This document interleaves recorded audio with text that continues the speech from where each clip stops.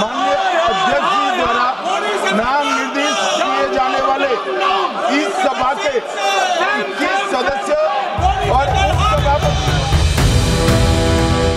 130তম সংবিধান সংশোধনী বিল পেশ করতে গিয়ে চরম হেনস্থার শিকার হলেন স্বরাষ্ট্রমন্ত্রী অমিত শাহ।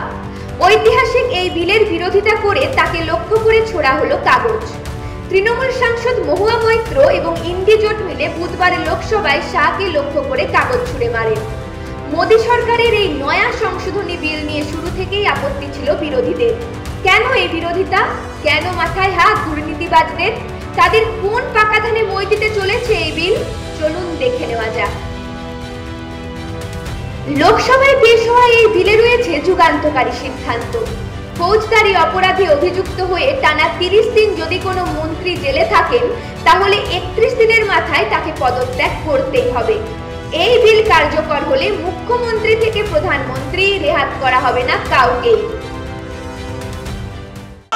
माननीय अध्यक्ष जी द्वारा नाम निर्देश किए जाने वाले इस सभा के 21 सदस्य और उपसभापति द्वारा এদিন লোকসভায় অমিত শাহ বিল পেশ করার সাথে সাথেই চরম হট্টগোল শুরু করেন ইন্ডি জোটের সাংসদরা।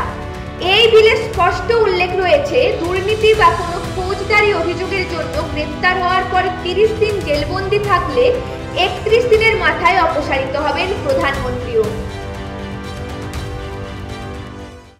माननीय अध्यक्ष जी द्वारा नाम निर्देश किए जाने वाले इस सभा के 21 सदस्य और उपसभापति द्वारा এদিনের ঘটনায় অনেকেরই মনে পড়ে যাচ্ছে ভুয়ো ভোটার বাতিলের দাবিতে লোকসভার ডেপুটি স্পিকারকে লক্ষ্য করে মমতা বন্দ্যোপাধ্যায়ের কাগজ ছোড়ার ঘটনা। প্রশ্ন উঠছে, বিলের বিরোধিতা করতে হলে তা স্পিকারকে জানানো যেতে পারত, কিন্তু কেন কেন্দ্রীয় স্বরাষ্ট্রমন্ত্রীকে আক্রমণ?